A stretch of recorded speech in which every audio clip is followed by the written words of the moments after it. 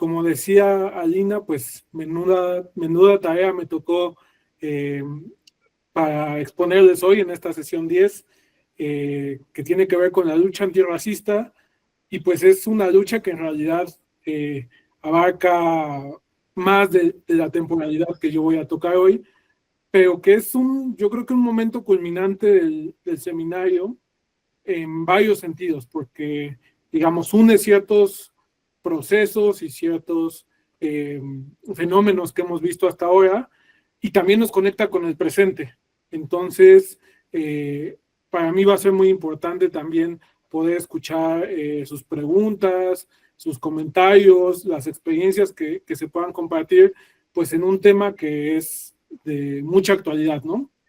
Y a lo largo de la sesión voy a hacer algunas puntualizaciones, pero quiero hacer una de partida, que es el tema pues de lo amplio que es el movimiento antirracista en los Estados Unidos. Y bueno, yo solito me puse la tarea, porque cuando Magali y Alina estaban pues en todo el tema de la coordinación, yo les dije, yo quiero dar esta sesión porque me parece que como historiadores tenemos frente a estos temas una decisión importante en cómo los tratamos.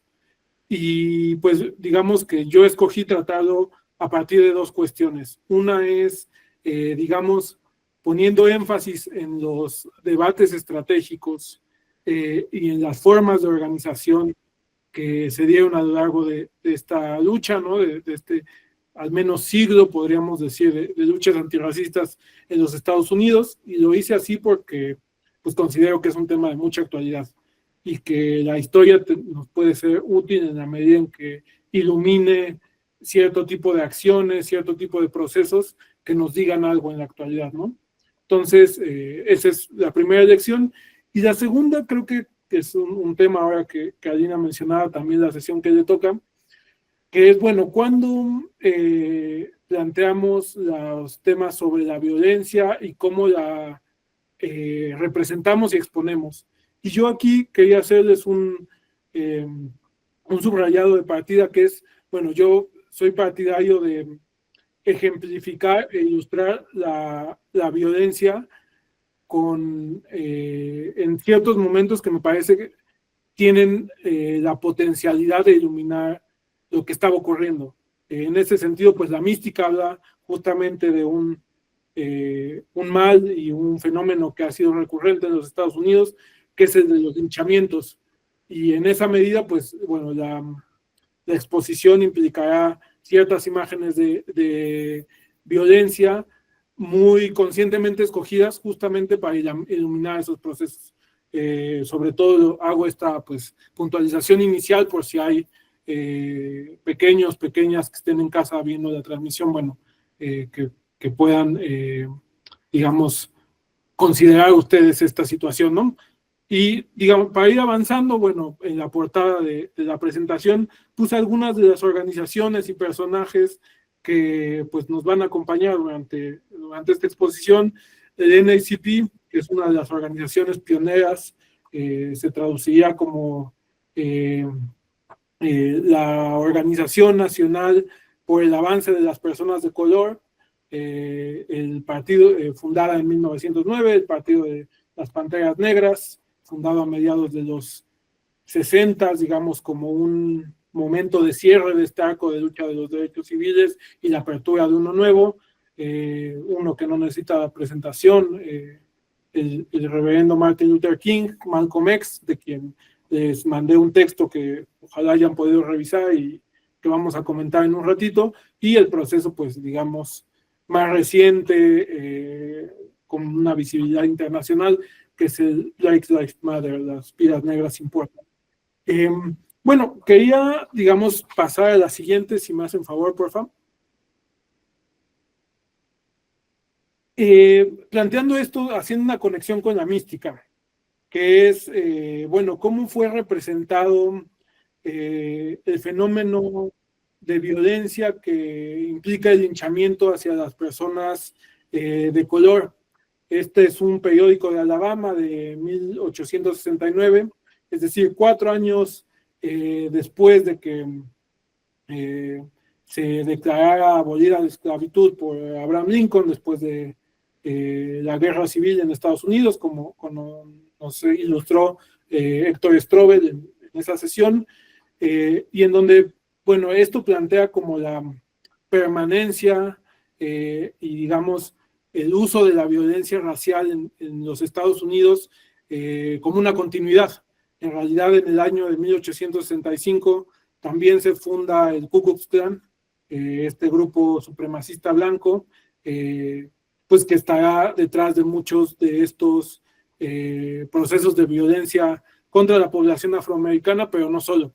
Si podemos pasar a la siguiente, por favor. La siguiente es una imagen muy fuerte, muy complicada de digerir, pero que me parece muy ilustrativa de saber cómo la violencia racial y su, digamos, proceso más álgido, que es el proceso del linchamiento, también estuvo implicado para otras poblaciones racializadas en los Estados Unidos. Este es un linchamiento de dos mexicanos, mexicoamericanos, en 1877, o sea, muy cercano a la otra imagen del periódico que les mostré, y que tiene una implicación doble, porque también es una manera en cómo se conecta la historia de los Estados Unidos y la historia de nuestro país. Hoy, que es 23 de septiembre, no quería dejar de recordar una efeméride que tiene que ver con la siguiente, por favor, que es que durante mucho tiempo los historiadores nos hemos preguntado cómo es que el movimiento de los hermanos Flores Magón y la Revolución Mexicana tuvo una acogida tan fructífera en el sur de Estados Unidos.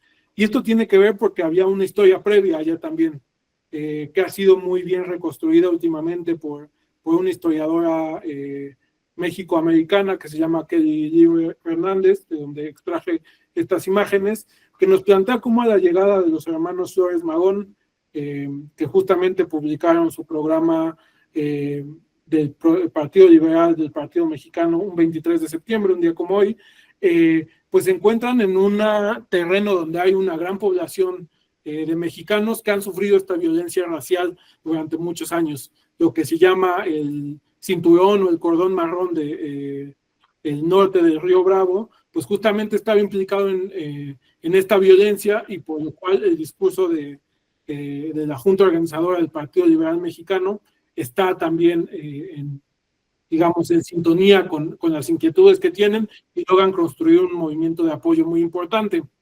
La contraparte de esto es que también las autoridades mexicanas y estadounidenses pues tienen una colaboración importante para desmantelar la insurgencia del Partido Liberal Mexicano.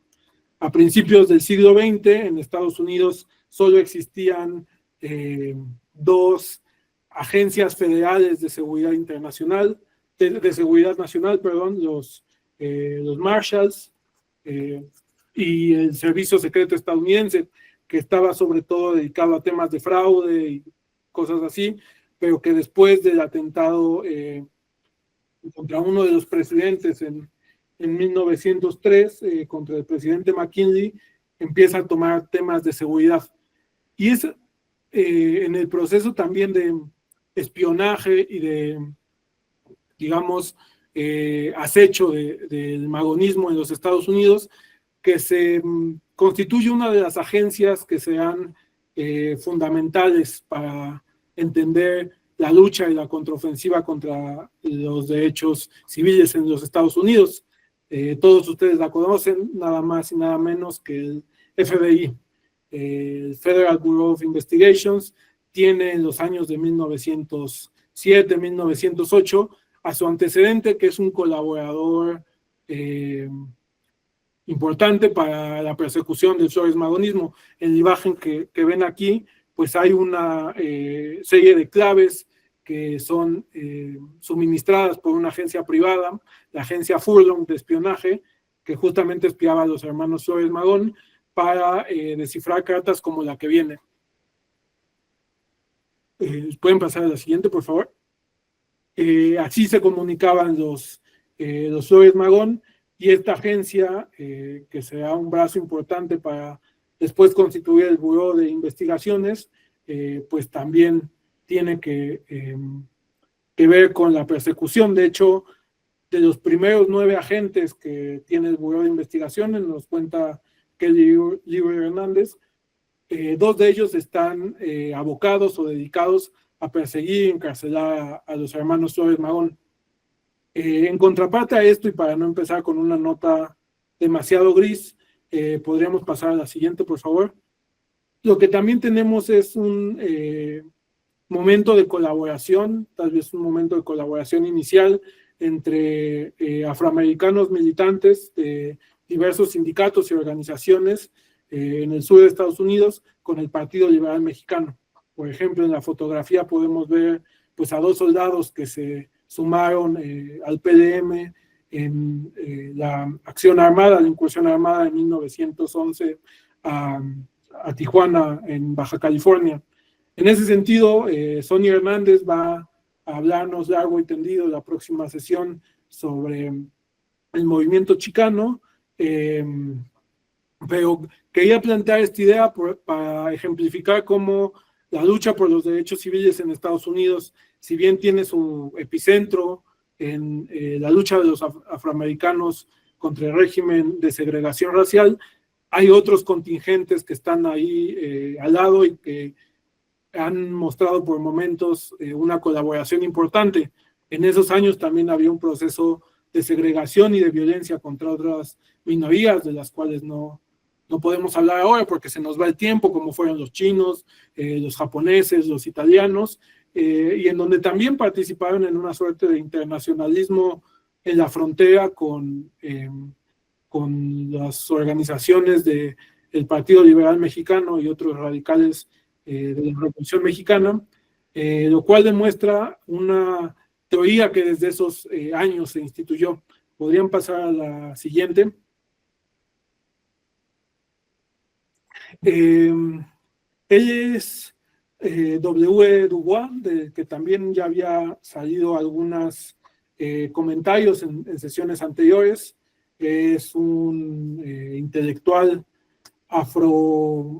afroantillano, afrofrancés, digamos, que planteó para esos años, es fundador del ANCP, esta organización de la que les hablé, y es un fundador afroamericano, lo cual sería como una redundancia, pero en realidad el ANCP, cuando se forma en esos primeros años del siglo XX, tiene a muchos de sus miembros como miembros blancos. Él es uno de los pocos que son afroamericanos, pero que tuvo una contribución muy importante porque fue el editor de su órgano de divulgación que se llamaba The Crisis, y él plantea una idea muy interesante que es la línea de color, que es una teoría que refiere a cómo está estructurado Estados Unidos desde sus orígenes como una sociedad estamental según el color de la piel que se ocupe, y que esa línea de color divide a los que son ciudadanos de primera clase con acceso a derechos, con acceso a libertades civiles, y quienes son ciudadanos de segunda categoría, en el mejor de los casos, y que están, digamos,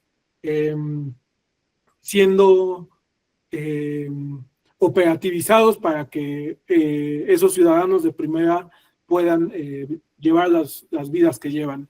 Lo interesante de esta teoría es que no solo implica a las personas que viven en el territorio estadounidense, son ciertamente los primeros que padecen o que ven las benevolencias de esta organización racial de una sociedad, pero Du Bois lo extiende también a otras partes del mundo. Por ejemplo, él habla o tiene algunos comentarios sobre lo que estaba ocurriendo en México y plantea cómo el expolio que sufría el país por parte de las empresas extranjeras y cómo también había una invasión hacia 1914, pues planteaba esta idea del supremacismo como una idea exportable y que vinculaba pues no solo a la sociedad estadounidense, sino al mundo por completo. Pongo en la presentación, que después seguramente se las haremos llegar, una sección de The Crisis que se llama Along the Color Line, esta que ven ahí el encabezado, que aparte a mí me parece que es muy adecuada como esta idea de pues un lazo, ¿no? Ilustrándola, porque Dubois tenía esta práctica de plantear pequeñas notas, pequeñas incursiones, comentarios sobre la realidad que se vivía en Estados Unidos y en el mundo a partir, digamos, de estos lentes. Y cómo eso nos lleva a una dimensión que es la batalla por los derechos civiles. Ciertamente se juega en las leyes, en los reglamentos, en la constitución oficial del Estado estadounidense, pero también en una, hoy llamaríamos tal vez una batalla cultural de por qué hay que justificar y luchar por una igualdad sustantiva y cómo los ciudadanos negros, morenos, asiáticos son tan ciudadanos o pueden llegar a ser tan ciudadanos como es el blanco. En el link viene una serie de casi 1800 entradas recopiladas en un excelente repositorio que incluye mapas, infografías, mucha información sobre los distintos movimientos por los derechos civiles, y que dejo ahí por si alguien quiere consultar. La siguiente, por favor. Bueno, si quieren, nos quedamos ahí un momento. Entonces, esto nos llevaría a pensar que los avances o los hitos en la lucha por la igualdad de las personas afroamericanas, pues tiene, digamos, 3 momentos estelares en los últimos 3 siglos. Uno es el de la abolición de la esclavitud en 1865, del cual ya hablamos. Otro que será un proceso muy importante o un proceso muy álgido de lo que vamos a ver hoy, que es la abolición de las leyes de segregación y promulgación de la ley del voto, perdón, ahí me faltó ponerla, pero que iban en contra de esta idea de las leyes Jim Crow, que era pues cómo se estableció el modelo estadounidense después de la guerra civil, donde estaban separados, pero iguales, planteaban, ¿no? Es decir, que había un proceso de segregación donde los negros estaban por un lado, donde estaban prohibidos, por ejemplo, los matrimonios interraciales, donde no se podía ir a las mismas escuelas, a los mismos hospitales, donde no se podía vivir en los mismos barrios, pero eran iguales, ¿no? Y digamos, el tercer momento, que es el del primer presidente negro, que sería Barack Obama, así de amplia, podríamos pensar que es el abanico por la lucha de los derechos civiles, con estos hitos que nos hacen preguntarnos ciertas cosas también, ¿no? Siguiente, por favor.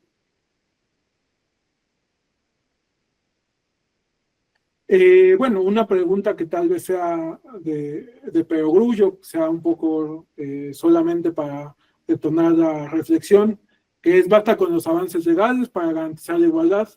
¿Qué tipo de reacciones suscitaron estos avances? ¿Cómo se lograron, no? ¿Y cuál es el lugar de la segregación racial en esta doble estructura que hemos visto hasta hoy en el curso?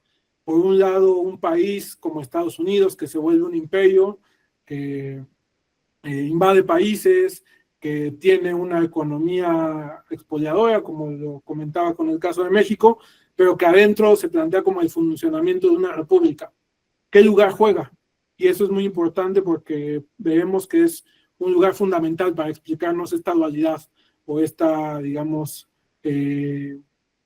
doble identidad que podría verse.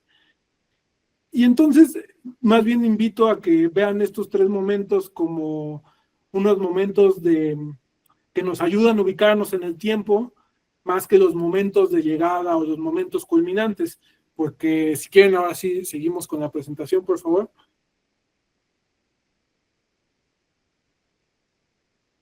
Porque esto nos hace...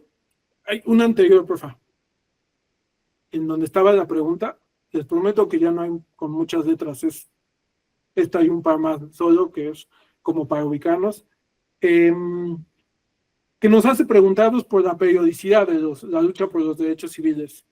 porque generalmente este proceso pues lo datan de 1955, ¿no? El boicot en Montgomery, Alabama, de Rosa Parks, o que es iniciado por la acción de Rosa Parks, a la promulgación de las leyes de las cuales les hablaba, contra la segregación racial y por el voto que promulga el presidente Lyndon B. Johnson, o el asesinato de Luther King, ¿no? En el 68. Esta es la periodicidad clásica que nos muestra la industria cultural, un montón de películas de Hollywood que han hablado sobre el tema de la lucha de los derechos civiles y la segregación racial, el propio sistema educativo estadounidense y una suerte de historia oficial que está muy en contrapunto, muy distinta a lo que es la otra lectura que tuvieron hoy, que es la de Howard Zinn, que ha sido un texto súper polémico y que ha despertado mucha discusión y enfrentamientos en los comités distritales en Estados Unidos para ver si se puede o no enseñar en las escuelas. Ahora sí, siguiente. Voy rápido porque hay muchas cosas que ver. Bueno, solo les voy a recomendar una serie de películas de un autor, de un director que a mí me gusta mucho, que se llama Raúl Peck, porque si estamos problematizando esta periodicidad, bueno, habría que ver qué está, digamos, antes que esta lucha por los derechos civiles en el siglo XX. Y Peck tiene una película que fue muy famosa, que se llama I'm Not Your Negro, que es a partir de un texto de un luchador por los derechos civiles, James Baldwin, y quería reconstruir un poco cómo de esta película, que el propio autor dice que, pues, bueno, en realidad fue un éxito que lo llevó por todo el mundo, pero que le parecía acotado solo explicar a partir de esos hechos puntuales, y entonces los llevó a hacer esta otra película sobre el asesinato de Patricio Lumumba en el Congo, y la que yo le recomiendo más para ver pues esta constitución basada en la línea de color de los Estados Unidos, que se llama Exterminio of the Brutes, que es un documental de 4 secciones y que explica muy bien, digamos, esta dinámica de colonialidad y colonialismo que ha estado, en la que ha estado desde su nacimiento Estados Unidos. Ahí vienen 2 links de entrevistas en donde en una explica este proceso, digamos, que los llevó a reconstruir esta historia, con la particularidad de que Peck es un autor haitiano. Entonces, pues pone muy en contexto todo lo que tuvo que ver con la esclavitud y cómo ha sido borrada la historia de Haití en su lucha por, pues sí, por salir por ser una república negra. Son 2 entrevistas, la segunda en un programa que también les recomiendo seguir, que es Democracy Now!, que habla sobre algo que nos tiene a todos preocupados actualmente, que es cómo podemos definir un genocidio, y pues esto lo define a partir de la propia historia de Estados Unidos con las poblaciones nativas americanas. Siguiente, por favor. Bueno, solo para dar un panorama previo a los años, digamos, de movilización más álgida, que son los 50s y los 60s. La conquista de los derechos civiles previo a la Segunda Guerra Mundial, pues implica ciertos procesos de larga data, al menos desde la Guerra Civil. Esto que ya les decía, pues un proceso de las leyes Jim Crow, de segregación, en donde vivían, pues, separados los blancos de los negros, y que se dará en un núcleo específico, que son los estados del sureste de los Estados Unidos, y que tienen una historia particular, que es estados en donde existió la esclavitud, digamos, motorizada por la economía de plantación. Es interesante porque esos estados a principios del siglo XX estaban controlados por el Partido Demócrata. Entonces también este proceso, digamos, nos va a servir para explicarnos cómo el Partido Demócrata, al menos hasta la década de los 70, pasó de ser un partido que apoyaba la segregación racial a uno que conformó lo que le llamaron el bloque sólido de los estados del sur, que era un voto duro de los afroamericanos por este partido, ¿no? Bueno, y solo una última, digamos, cuestión. Después de la Primera Guerra Mundial, en 1920, hay una continuidad y un agravamiento de los linchamientos raciales que están, digamos, vinculados o ocurren en el mismo momento que el primer miedo rojo, la primera suerte de macartismo de la que nos expuso Jorge Puma la clase pasada. Tiene que ver con que muchos afroamericanos participaron en la Primera Guerra Mundial, estuvieron involucrados y esto generó, además de los vientos de cambio con las ideas radicales que nos expuso Magali, pues un miedo y una reacción conservadora muy fuerte que se expresó en estas race riots. Y a continuación viene una imagen fuerte también por si tienen a alguien que juzguen que no es necesario que la vean. Siguiente, por favor. Ah, no, todavía no, perdón, viene antes el mapa. Es un mapa solo para ver, digamos, podemos dejar el mapa, solo no viene la imagen fuerte de la que les iba a decir, viene más adelante. Es un mapa interesante en el sentido poblacional, ¿no? Que es cómo, bueno, es un mapa de la guerra civil, cómo estaban divididos, el sur y el norte, y la población negra en los Estados Unidos por densidad condados. Y bueno, para ejemplificar esto que les decía, que pues en los estados del sureste, Alabama, Carolina del Norte, Florida, un cacho de Texas, pues están concentrados la mayor parte y por eso pues serán el epicentro también de la lucha de los derechos civiles. Ahora sí, siguiente, por favor. Esta es la imagen fuerte que les decía, un poco para ejemplificar cómo este sistema de segregación seguía siendo súper violento. Pues este es un linchamiento que ocurre en 1919, y en donde lo más fuerte para mí, me parece, es que este tipo de imágenes sean pues reproducidas y vendidas como postales o souvenirs en muchos de los estados del sur de Estados Unidos, ¿no? Es decir, se jactaban y era una suerte de orgullo este sistema de segregación y violencia para esa gente que vemos detrás, ¿no? Sí. Siguiente, por favor.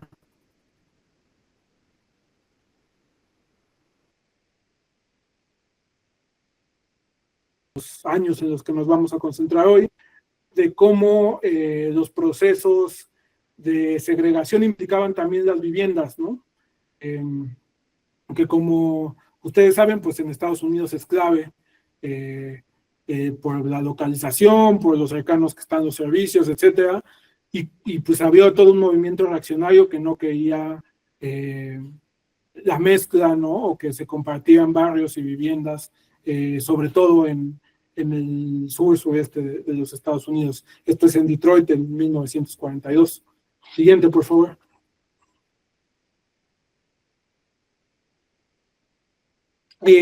Bueno, este panorama, como con la Primera Guerra Mundial, sufre una alteración importante con la Segunda Guerra Mundial y el involucramiento de los Estados Unidos. Aquí vemos una fotografía de soldados afroamericanos que ya para la Segunda Guerra Mundial van en un número muy importante y en donde hay un proceso, digamos, de empoderamiento de estos afroamericanos. También hay mexicanos o mexicoamericanos que participan, pero que al regresar, pues, de defender a su país en una guerra mundial, sobre todo contra un régimen totalitario como el régimen nazi, pues llegan con una visión de mundo distinta, ¿no? Siguiente, por favor. Y vemos aquí que ese proceso de organización es continuo, no para. El ANCP tiene este proceso de crecimiento. Solo quisiera que nos detuviéramos un momento en esta imagen para ver cómo entre los años, creo que ya nos movimos, ahí sí nos podemos quedar. Es un GIF, entonces se va moviendo, pero lo vamos repitiendo varias veces y así se ejemplifica lo que quiero mostrarles. Es como ante estas condiciones de segregación y de violencia extrema, pues hay un proceso de organización súper importante y extendido en los Estados Unidos. Si se fijan en los primeros años, 1913, 14, pues empiezan a aflorar en las grandes ciudades sedes del ANCP y después van multiplicándose pues a tener hasta una densidad súper alta ya en los 50s y 60s.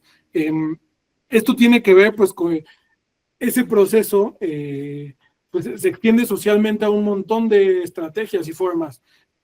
Bibliotecas públicas formadas para afroamericanos de manera comunitaria, se empieza a participar en los deportes de manera profesional y cada, digamos, afroamericano que consigue un logro, pues es fundamental, ¿no?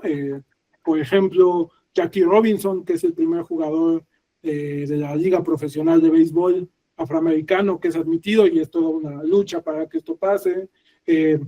Los propios afroamericanos van siendo parte de los negocios y hay un movimiento importante que hace que a uno de ellos se le tenga que recibir en la Casa Blanca ya para los años 20 a desayunar, digamos, el primer afroamericano invitado a la Casa Blanca, que era parte pues, de este lobby de negocios que se llamaba el Negro Business League. Siguiente, por favor.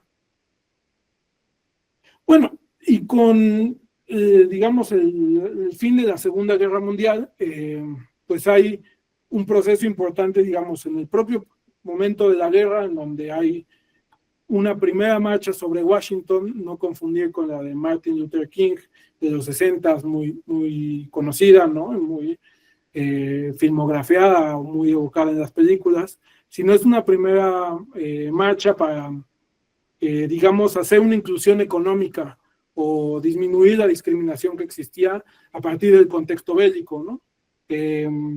También hay una orden ejecutiva que pone fin a la segregación en el ejército de los Estados Unidos en 1948, y un contexto general que creo que está muy bien retratado en el texto de Zinn, que tiene que ver con el lugar que ocupan los Estados Unidos después de la guerra. Son la potencia victoriosa frente, como les decía, a un régimen autoritario y también una potencia en competencia con el sistema que ellos calificaban también de autoritario, que es el de la Unión Soviética. Entonces eso deja posicionado al país pues en un dilema, en pues la observación de cómo eran tratados los afroamericanos. Siguiente, por favor. Bueno, aquí hay, digamos, un par de imágenes que quería plantearles. Esta es de un organizador de esta marcha que les digo durante la guerra por la, digamos, la eliminación de la discriminación económica, que ahora es más conocido, pero hasta hace poco no lo era tanto.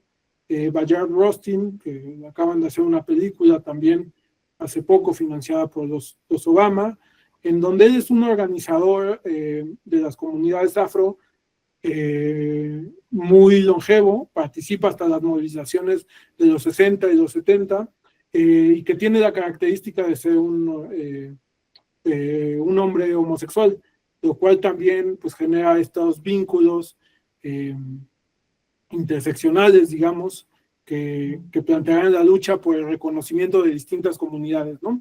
Él es uno de ellos y que es una pieza clave en la película, se ve bien en cómo logra conjuntar a las varias organizaciones por los derechos civiles y hacerlas confluir en objetivos concretos, como fue esta marcha en 1941 y será la de 1963. Siguiente, por favor. Y él, que ciertamente es menos conocido, Philip Randolph, que viene del movimiento obrero de los años 20, que también fue una pieza importante en la lucha de los derechos civiles y que jugará un papel clave en la organización de esta marcha, pero también en el vínculo con los sindicatos, que van a ser un aliado importante en la lucha de los derechos civiles. Siguiente, por favor. Planteaba estas imágenes, digamos, como pues también digamos, la ubicación de ciertos personajes que son clave y que no son tan conocidos como Luther King o Malcolm X o Rosa Parks, a la cual ya vemos en esta imagen, pero que son fundamentales porque construyen un tejido y un vínculo entre las organizaciones que están luchando por los derechos civiles y en las que no siempre hay acuerdos sobre las formas, tiempos, acciones a tomar, ¿no? Son, digamos, aparte militantes y organizadores que conectan varias generaciones y distintas experiencias, como vamos a ver más adelante entre la generación del 50 y del 60, con las siguientes. Bueno, ahí nos pasamos un poquito. Aquí, digamos, ya entramos formalmente a la periodización clásica de la lucha por los derechos civiles, que todo el mundo conoce, pues, el episodio, ¿no?, de Rosa Parks, una mujer trabajadora negra, costurera, que en la ciudad de Montgomery, Alabama, se niega a ceder el asiento a un blanco, y eso pues genera un boicot en el transporte público de Montgomery, y es para muchos pues el banderazo de salida de las movilizaciones por los derechos civiles de esa década. Ciertamente hubo otras movilizaciones en 1952, por ejemplo, hubo una manifestación o un intento de una iniciativa más bien a que los depósitos de las personas afro se hicieran en un banco específico, el Banco de Nashville, True State se llamaba, que les cobraba menos comisiones y aparte una parte de esas retenciones que les generaba iba para las organizaciones de derechos civiles.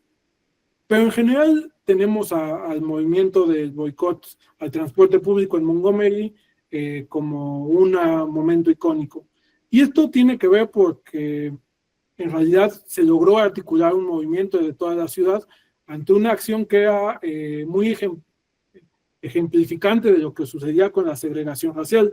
Lo que pasaba era que una mujer o un hombre negro que subían al autobús tenían que pagar al chofer, después bajarse de unidad y entrar por atrás. Si había blancos que no tenían lugar, tenían que ceder su lugar. De hecho, hubo algunas acciones previas a la de Rosa Parks en mismo Montgomery que no fueron el anclaje o no tuvieron el impacto que tuvo con este boicot de transporte. Y aquí me gustaría, pues en esta clave, digamos, de organización y debates estratégicos, pues plantear por qué.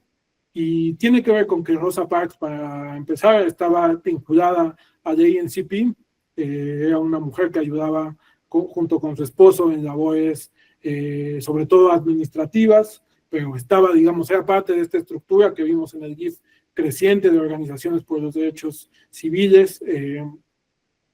Y encima, digamos que había ciertas organizaciones ahí que ya habían visto la oportunidad de hacer el boicot a esta forma de organización del transporte, y entonces, en cuanto ocurre lo de la acción de Rosa Parks, varias mujeres del Consejo Político de la ciudad actúan y empiezan a lanzar un montón de panfletos mimeografiados proponiendo el boicot. Entre ellos, Joanne Robinson es la más conocida, ¿no? Siguiente, por favor. Bueno, aquí tenemos una imagen de cómo estaba por el mismo precio, pues estructurada este sistema de segregación de transporte público. En un anuncio. Siguiente, por favor. Y entonces, bueno, el boicot consiste en que pues las personas afro no van a utilizar este transporte hasta que no cambie y se eche para atrás esta separación, y entonces muchos de ellos comienzan a caminar o a usar bicicleta, y esto tiene una connotación muy interesante porque plantea que en una ciudad donde el 75% de personas eran afroamericanas, pues tenía también un impacto económico y una paralización de este tipo de transportes. Uno de sus dirigentes será pues un conocido, posteriormente afamado líder. Siguiente, por favor. El pastor Martin Luther King, que es el presidente en ese momento de la Montgomery Improvement Association, que es pues la organización que encara las negociaciones para que el condado de Montgomery quite este sistema de transporte.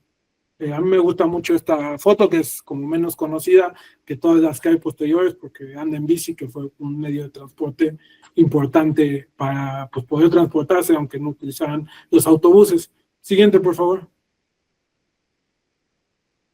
Bueno, ese mismo año, y el boicot del transporte público se generará en otras ciudades, en Florida y en varias más, pero si vamos una por una no nos da tiempo. Quiero detenerme en otra acción que pasa en 1955, perdón, que tiene que ver con el asesinato de un adolescente, Emmett Till, que viajaba, un adolescente de 14 años, que vivía en Chicago, una ciudad donde las leyes de segregación no eran tan duras como en el sureste, y viaja hacia el sureste a visitar a algunos familiares, y en una tienda lo ven, o así se cuenta, lo ven charlando con una mujer blanca, una mujer joven, y los padres le dan una golpiza hasta que lo dejan muerto, y aparece 3 días después flotando en el río Mississippi. Esta acción, que aparte, digamos, de la violencia cotidiana que sufrían los afroamericanos, y muy vinculada a esta idea de la posibilidad o el supuesto ataque a una mujer blanca, adquiere un carácter muy movilizador, porque la mamá de Emmett Till toma la decisión de que su féretro, en donde estaba su hijo, permanezca abierto para que todas las personas que quieran puedan ver cómo quedó su cuerpo. Y esto vincula y en cierta medida justifica esas imágenes que les proyecté en la primera parte de la exposición, porque plantean pues también que ante una realidad tan dura y violenta, pues uno no puede voltear hacia otro lado, ¿no? Y entonces ahí pues se genera un proceso de movilización, de toma de conciencia, en lo que será desgraciadamente una constante, que es el asesinato de afroamericanos por personas blancas y también por policías, ¿no? Siguiente, por favor. Bueno, digamos que ahora me voy a concentrar en tipos de movilización, en lo que son repertorios de formas de movilización distintas, porque si voy caso por caso, pues digamos que entre 55 y 65 hay un montón de distintas acciones, pero ahora me voy a concentrar, digamos, en más bien tipos específicos a partir de ejemplos, ¿no? Bueno, este es uno también bastante conocido, que se llama los Freedom Rides, los viajes por la libertad, que ocurren porque en 1960 se declaran las carreteras y el transporte interciudad, digamos, interciudades, como una jurisdicción federal, lo cual implica que muchas de las leyes de segregación que operaban localmente ya no son tales, lo cual, o al menos no en esos territorios, que son las carreteras,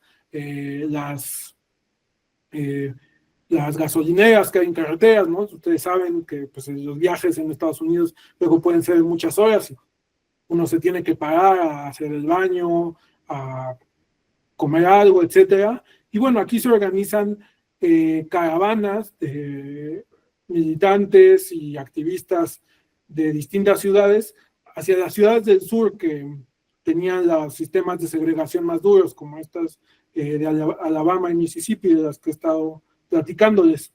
y lo que se genera en esos años es pues mucha violencia cuando este tipo de caravanas llegaban pues con pancartas y con, digamos, organizadores que buscaban movilizar en la conciencia de esas ciudades. Siguiente, por favor. Bueno, operaban de distinta manera, porque ciertamente eran caravanas que iban con blancos y personas afro, aunque las, digamos, consecuencias que podía tener esto para unos y para otros era diferenciada. Lo que es cierto es que en varias de ellas, por ejemplo, en algunas que se detienen en Mississippi, en varias partes del estado de Mississippi, exigiendo que se le pudieran abrir los baños a las personas negras, sin importar cuál fuera, que no estuvieran separados, pues reciben golpizas, van a la cárcel. Hay varios asesinatos en estos grupos, pero que son, digamos, otra variante de movilización y organización que ocurre en esos años. Siguiente, por favor. Muchos de ellos son encarcelados y es interesante, pues quedan todos sus datos, ¿no? Llama la atención, digamos, que son eso, personas afro y personas caucásicas también, de distintos orígenes, y se han hecho estudios y historias de vida, digamos, de cómo muchos de ellos continuaron en la lucha por los derechos civiles en sus propias comunidades y en sus profesiones, que eran muy, muy diversas, ¿no? Y que, bueno, esta estrategia de, digamos, caravanas, pues permitía también que gente de diversos estados y de diversos lugares se encontraran y tejieran nexos y lazos, ¿no? Siguiente, por favor.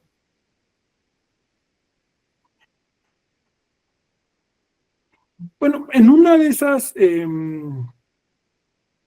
digamos, ataques a una caravana en Charleston, hay un asesinato de un estudiante. Ahora vamos a hablar de lo relativo a los estudiantes, pero Malcolm X interviene después en esa localidad, en una universidad, y hace este discurso que es de 4 minutos. Me quedan como 15 minutos de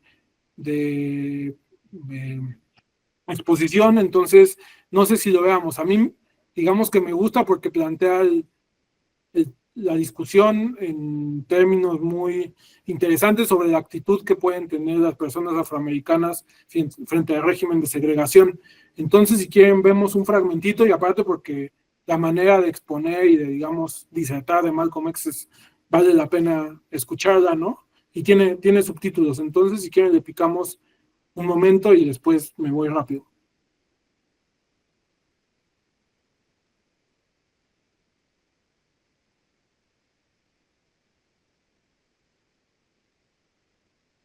¿No se reproduce?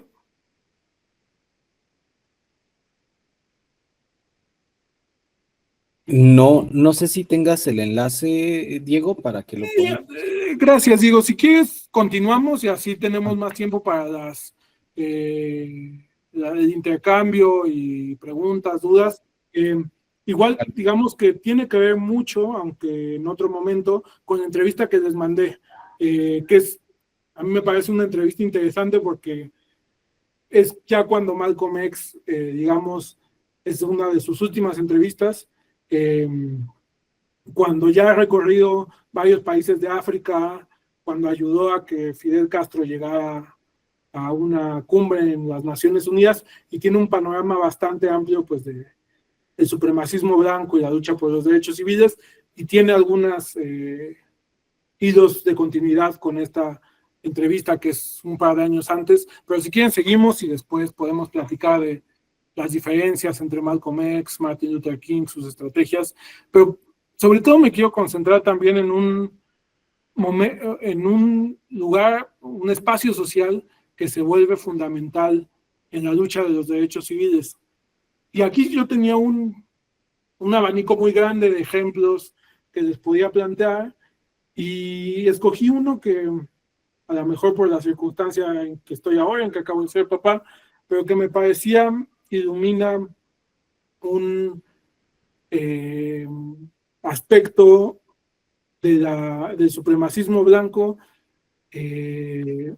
completamente irracional. Es el caso de Ruby Bridge, una niña de 6 años, que también ha sido muchas veces tocado su caso, llevado al cine, pero que ocurre en una ciudad de Nueva Orleans, donde ya hay todo un debate, digamos que todas estas acciones no pasan en balde, luchas, y hay un debate sobre si la segregación racial debe operar en algunas escuelas, o debe seguir operando en algunas escuelas, y bajo argumentos pedagógicos y digamos de sociabilidad para los niños, se propone que Ruby, esta niña de 6 años, pueda ir a una escuela de blancos. Y este es el tipo de reacciones que desata.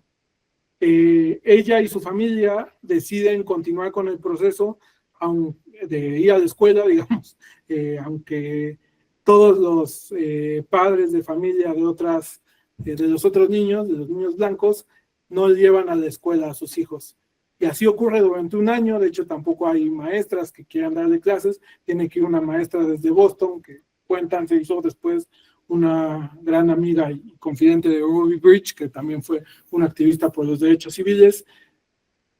Y escogí este ejemplo porque, digamos que los argumentos para la segregación en niveles más avanzados de la educación era la falta de bagajes comunes, la falta de sociabilidad, los posibles casos de violencia racial que se podían dar. Y en este caso me parece que ese tipo de argumentos caen por su propio peso, en el sentido de ser completamente irracionales y generar pues este tipo de respuestas, ¿no? Siguiente, por favor. Este es otro caso en Arkansas, en una escuela, digamos, importante para estudiantes de high school, ¿no? De preparatoria, donde 9 de ellos van a hacer su high school, ¿no? Su prepa, y son, digamos, atacados violentamente. Hoy le llamaríamos pues un bullying extremo, ¿no? Pero acaban el grado mostrando que era posible y que tenían las aptitudes y las capacidades para poder hacerlo sin problema, y genera también este tipo de reacciones en plena época profunda del macartismo, y en donde pueden ver que dice pues esto de la mezcla de razas es comunismo, ¿no? Como para ilustrar que no estaban desvinculados estos procesos que vimos la sesión anterior y el actual. Siguiente, por favor. Bueno, digamos que de todo esto se va extrayendo también una suerte de iconografía, como la canción de Billie Holiday, pues de himnos, de banderas, que se van plasmando en el arte, en la literatura, y que tienen, pues en este caso de Ruby Bridge, esta pintura que es muy fuerte también, el problema que todos vivimos, como para decir, bueno, esto no es de unos contra, no solo es en un espacio, sino todos estamos siendo en cierta manera parte del problema de que una niña de 6 años no pueda ir a estudiar o tenga que ir sola por este sistema de segregación, un poco posterior a los acontecimientos, ¿no? Pero se vuelve también pues una bandera. Siguiente, por favor. Digamos que de ahí viene un proceso muy importante, que son los años culminantes de la movilización.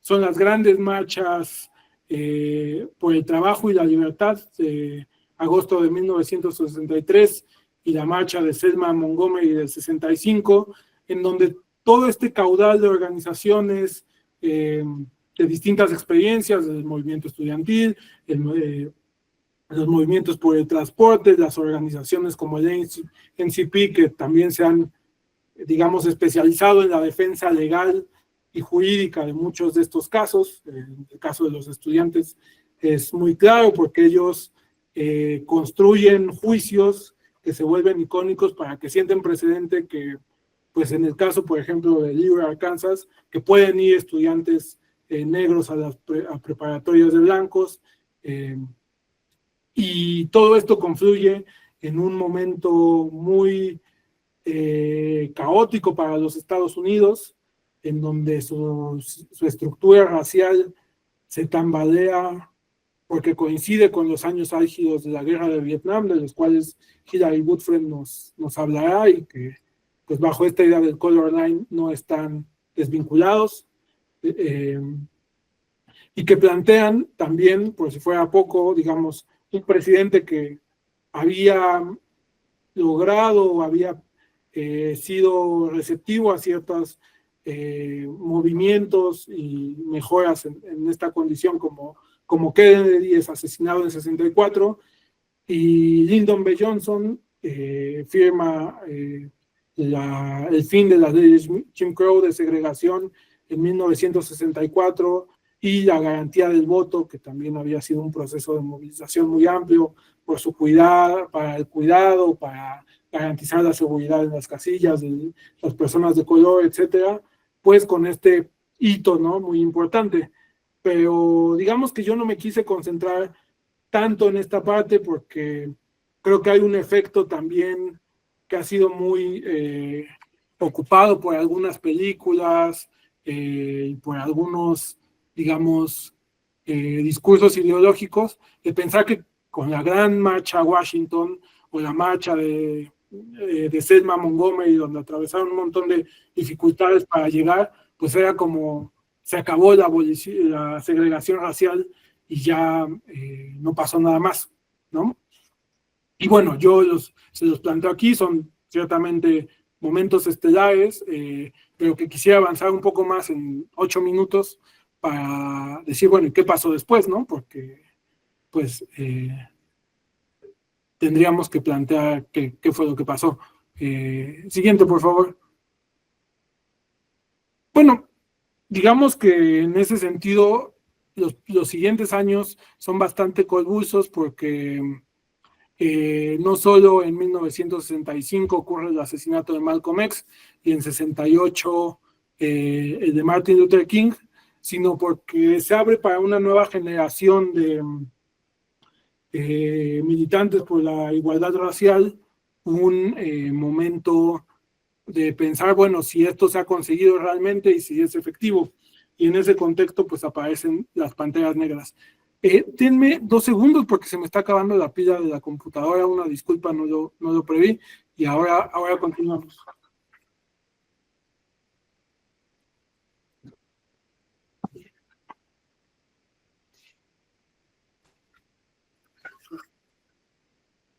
Si quieren, tomen también ustedes un poco de aire y yo también. Un minuto.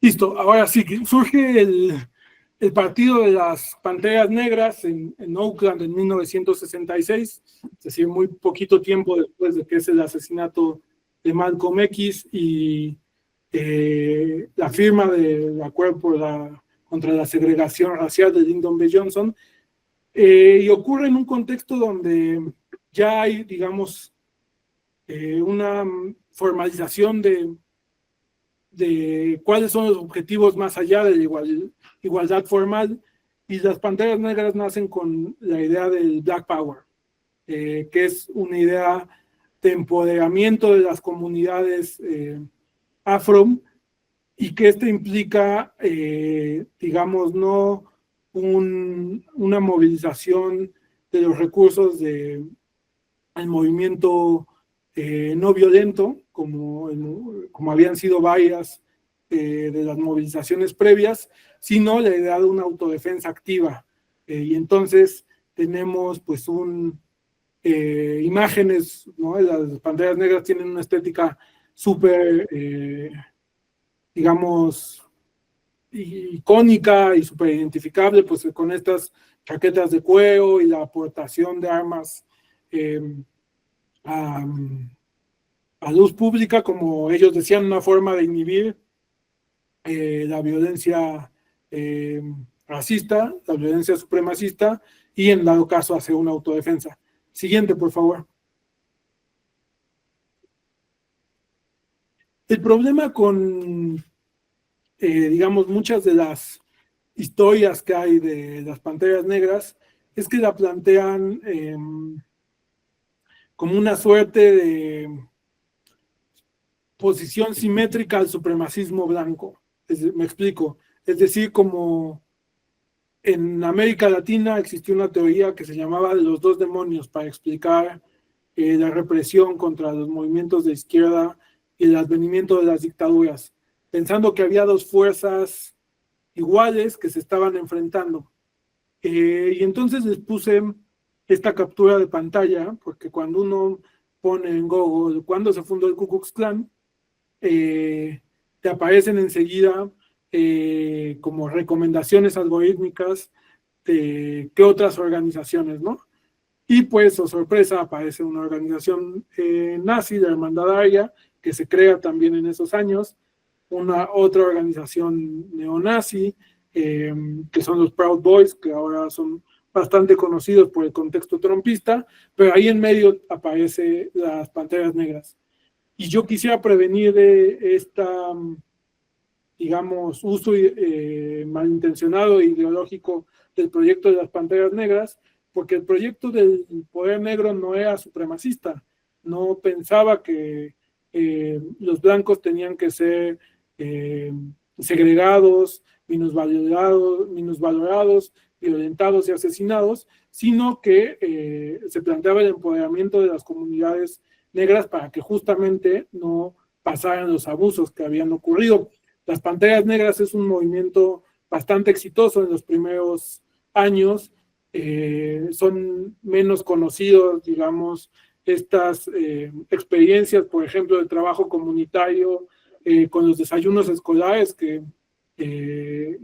garantizaron en varias zonas de California, que era su, digamos, epicentro, la bahía de San Francisco, y su extensión por el territorio de los Estados Unidos. Siguiente, por favor. Bueno, y digamos, ante esta, la historia de las Panteras Negras no me queda demasiado tiempo para contarla, pero hacia los años 70 tiene un proceso de ataque y, digamos, criminalización muy fuerte, que los hace llegar a muchas disputas internas, muchos son encarcelados, otros de sus militantes son asesinados y otros más son exiliados. Muchos de ellos, por ejemplo, van a Cuba con una historia particular, más de desencuentros que otra cosa con el régimen cubano, pero que se les recuerda por esta poderosa estética que construyeron y que yo les recomiendo, digamos, aquí solo puse una imagen, pero a uno de sus secretarios de propaganda, que se llamaba Emory Douglas, y que fue, bueno, un diseñador y que plasmó mucha de esta estética. Y ya casi para terminar, pues, digamos, una cuestión en la que yo no soy especialista, por ahí Magali, tal vez Alina quieren ahondar un poco, pero digamos que de este proceso también surgen nuevas generaciones de militantes por los derechos civiles.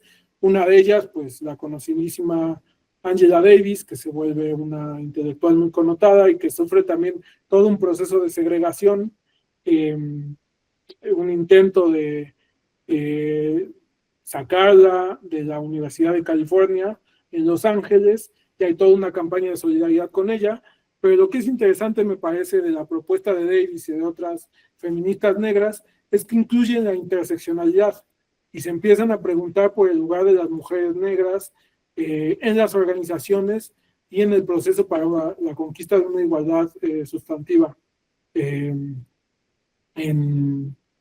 el proceso, digamos, más general de la búsqueda por respeto a los derechos de las personas afroamericanas.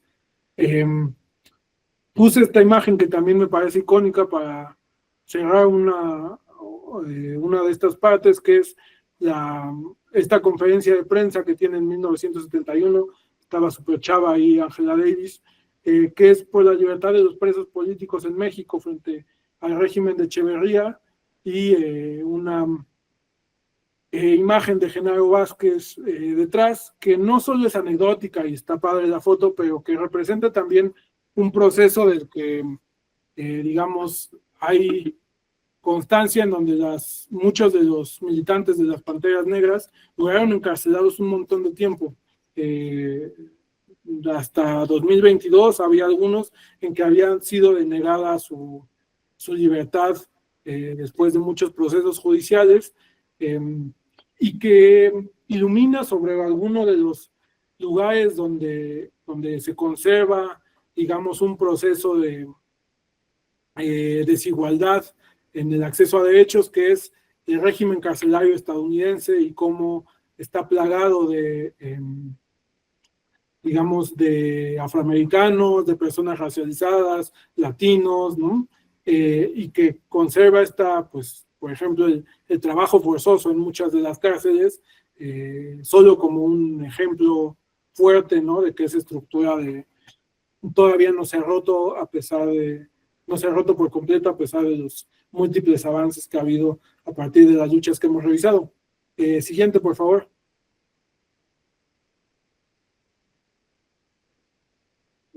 Y ya como colorario, pues el Black Lives Matter, ¿no? Solo puse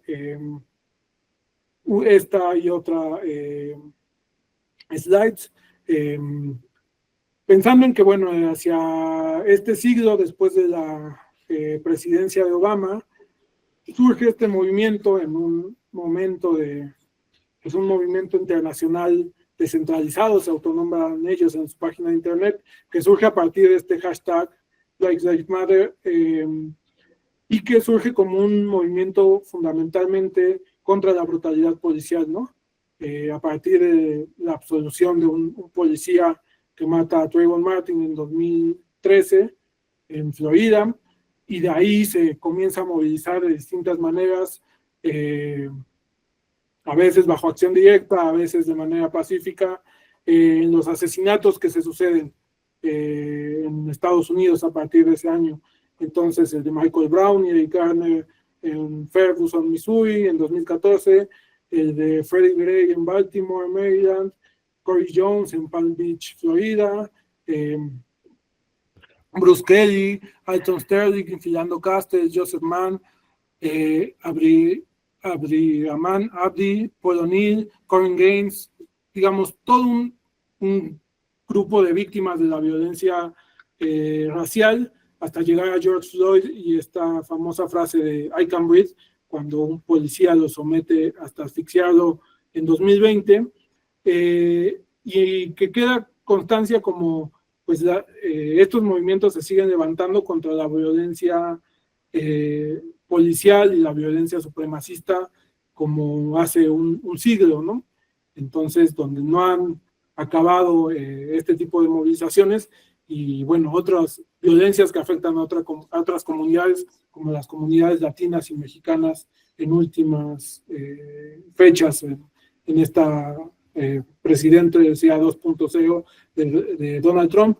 Y solo decir que el Black Lives Matter pues también reivindica la interseccionalidad de las personas afro en cuanto a género, preferencia sexual, etcétera, ¿no? Entonces, solo lo pongo para plantear que no, esta serie de experiencias y de movilizaciones, aunque estemos en un momento muy difícil de supremacismo blanco, quedan y permanecen, y en donde yo diría, o tal vez la conclusión que me gustaría plantear desde esta charla, es que la experiencia de la lucha por los derechos civiles plantea que ahí donde fue más efectiva, donde se consiguieron más cosas, no solo en el ámbito legal, que terminó por extenderse hacia una igualdad formal en el sistema legal de los Estados Unidos, sino también en la sociedad. Tiene que ver con la organización y los procesos de organización comunitaria que se dieron, y de organización más extendida que solo los procesos legales. Y acabo con la que viene, por favor. Bueno, y entonces yo les prometí que iba a haber también pues un análisis de las tácticas y estrategias de las distintas movilizaciones por los derechos civiles, ¿no? Yo creo que, igual me encontré con este libro que no he acabado de leer, pero que está muy interesante, a la doctora Vázquez Montaño y a mí que nos gustan las biografías cruzadas. Esta es una que plantea las vidas de Malcolm X y de Martin Luther King, la espada y el escudo, ¿no? Podría traducirse, en donde hay muchas diferencias entre ambos, ¿no? Desde sus orígenes, uno más de una clase trabajadora, muy marcado por la violencia desde joven como Malcolm X, y otro pues más en una clase media como Martin Luther King, sus momentos de divergencia y convergencia también en la lucha de los derechos civiles, pero me quedo, digamos, y se los planteo aquí, tal vez para iniciar el intercambio, en donde el autor plantea que en el movimiento actual del Black Lives Matter y de la lucha por los derechos civiles y contra el supremacismo, no solo afroamericano, sino de toda la sociedad estadounidense o de todos los grupos racializados en Estados Unidos, hoy se encuentra una combinación de ambos, de la acción directa y la autodefensa, con la protesta no violencia y pacífica, dependiendo del momento y las necesidades que así lo juzguen, pues, ni más ni menos que las personas que están organizadas, ¿no? Entonces, bueno, se los dejo como referencias y si a alguien le interesa, y quedo muy atento a sus observaciones, divergencias, convergencias, etcétera, ¿no? Muchas gracias.